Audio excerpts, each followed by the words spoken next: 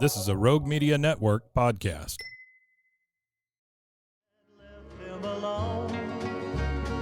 The Waco History Podcast is sponsored by Brotherwell Brewing on historic Bridge Street in Waco. Welcome to the Waco History Podcast. We're going to air for you over the next few months a special series of Waco History Living Stories. These were segments that were originally aired on KWBU here in Waco. They were produced by the Institute for Oral History editor, Michelle Holland, and narrated by two fabulous narrators, Louis Maze and Kim Patterson.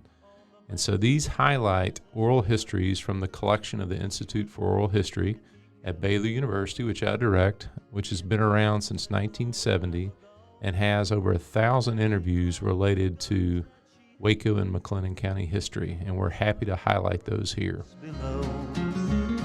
Cross the Brazos at Waco, ride hard and I'll make it by dawn. In this Living Stories vignette, we find out about the experiences folks had on passenger trains, something we don't have as much of a encounter with anymore, but new faces and experiences one might encounter on a passenger train. Then the night came alive with gunfire. He knew that at last it'd been found. Traveling by train has become something of a novelty for most Americans, as the routes available from surviving lines are quite limiting. But during their heyday, passenger trains with service offered in most cities were the go-to mode of transportation for many Americans and offered the excitement of new faces and experiences. Mary Sendón of Waco describes a notable train ride she took with her husband, Dr. Andrés Sendón. We were sitting there, and there was a family with two other children, but one of them was a little girl, a cute little girl. Well, my husband liked kids. And he started talking to her. Well, she wouldn't leave him alone. She just wanted to sit with him and talk and talk and talk. So finally, two little boys came up and said, wanted to get in on the conversation. They had a book with the ABCs. Sendón said, "Did you say the ABCs?" They did, they started off saying. And then they told him, said, "Now you say them." Well, Sendón, to tease him, he would say A, B, D, F, he'd skip around. And the little boy looked at him and said, "I thought you were a college professor." Well, this little girl fell in love with my husband. Her name is Kathy.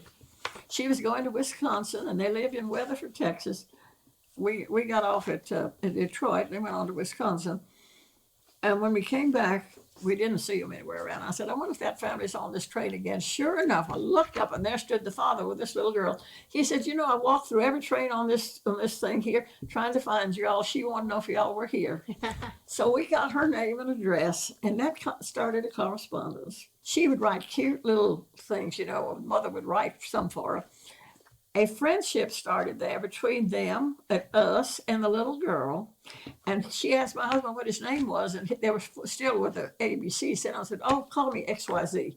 Well, she'd write him letters. I still have them, "Dear XYZ."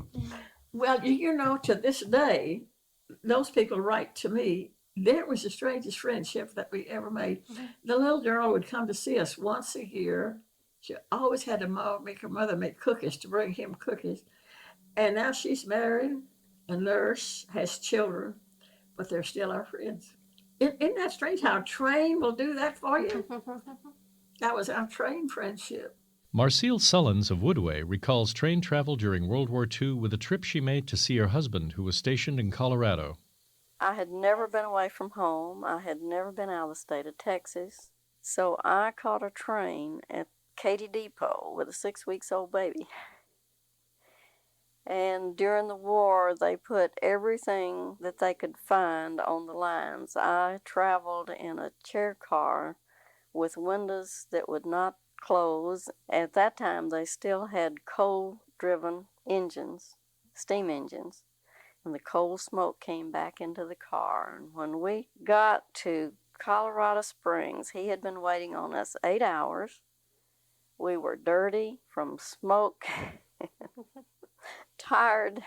Interest has renewed lately in passenger rail service, due in part to rising fuel costs and growing concerns about the environment. Perhaps one day in the future, trains will flourish once more across the American landscape.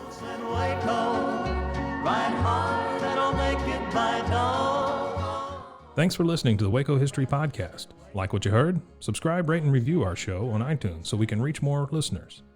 You can find show notes and info on every episode at wacohistorypodcast.com, and more info on Waco's past at wacohistory.org. Our theme music, used with permission, is Cross the Brazos at Waco, performed by the late Billy Walker. For more info on Billy's music, go to billywalker.com. Thanks for listening. We'll see you next time. When I reach San Antone.